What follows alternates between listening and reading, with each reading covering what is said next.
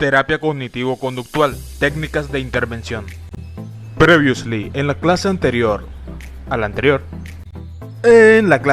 las compañeras nos hablaron sobre la terapia cognitivo-conductual y su intervención, generalidades, características, pero para el día de hoy vamos a recetar algo en específico. El hecho que bajo este modelo se hace necesario conocer el perfil cognitivo del paciente, y esto implica conocer cómo se encuentran sus pensamientos y creencias a través de los distintos niveles, desde lo más superficial hasta lo más profundo. Y en cada nivel vamos a encontrar o podemos encontrar distorsiones que estén afectando la funcionalidad del paciente, y para cada nivel vamos a encontrar unas técnicas específicas que nos van a servir para poder hacer intervención.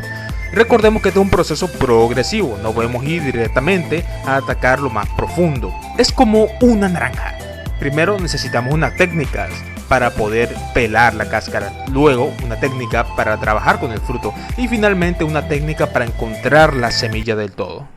Si quisiera ver a un hombre comiendo naranjas, hubiera tomado clases de comer naranjas. Comer una naranja es como llevar un buen matrimonio. ¡Ya cómete la maldita naranja! Técnicas de intervención para pensamientos automáticos. Para trabajar sobre los pensamientos automáticos disfuncionales podemos hacer uso de dos técnicas. Primero, la técnica de la flecha descendente, o segundo, la técnica de registros de pensamientos disfuncionales, o RPD. Lo primero que hay que hacer en esta técnica es haber identificado un pensamiento automático clave, es decir, que haya surgido bajo una situación que haya sido significativa para el paciente y le haya causado un claro malestar.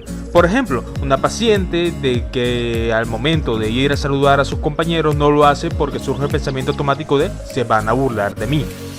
Ahora bien, el terapeuta en este caso tiene que usar la mayéutica, es decir, unas preguntas adecuadas hacia el paciente para que éste describa el contenido de sus pensamientos.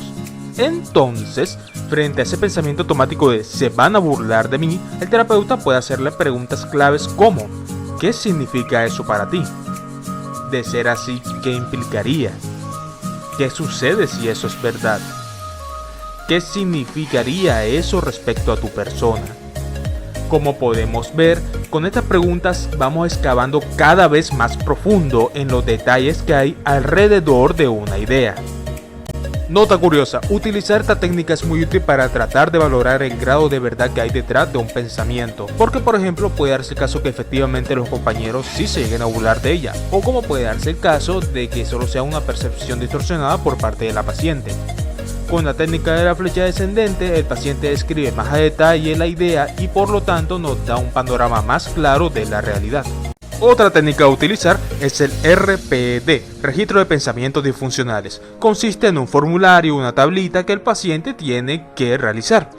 Con este proceso, con este formulario, el paciente por una parte va a plasmar esa evaluación de pensamiento automático disfuncional, pero por otra parte también va a comenzar un proceso de intervención en contra de dichos pensamientos. Antes de usar el RPD hay que tener en cuenta que el paciente ya debe tener conocimiento sobre la terapia cognitivo-conductual, debe comprenderla, saber qué es un pensamiento automático, saber cómo se relaciona con las emociones y su conducta, tener conocimiento sobre las distorsiones cognitivas y saber identificar y diferenciar entre cada uno de estos elementos. También el terapeuta ya debe haber evaluado junto con el paciente de forma oral al menos algún pensamiento automático clave que haya surgido bajo una situación significativa para el paciente. Este es el formato del RPD, consiste en 6 columnas principales, pero para poder presentarlo hay que hacerlo a través de 2 etapas. En la primera etapa solo se le muestra al paciente las 4 primeras columnas del RPD, que corresponden al proceso de evaluación del pensamiento automático disfuncional.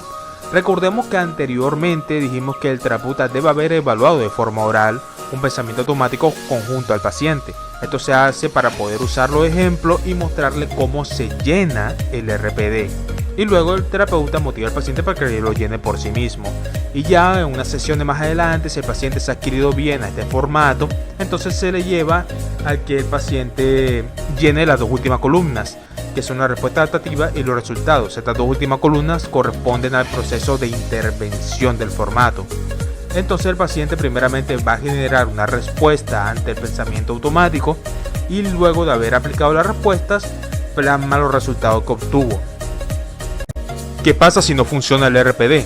De que se lo dejamos de traer al paciente y el paciente tipo, no, doc, me da mucha pena con usted, pero yo no la hice. En esta clase de caso el terapeuta tiene que evaluar o explorar los pensamientos automáticos que se tienen en torno al RPD o en torno a los formularios como tal. También se le puede mostrar al paciente el RPD como una especie de experimento para tratar de motivarlo a hacerlo.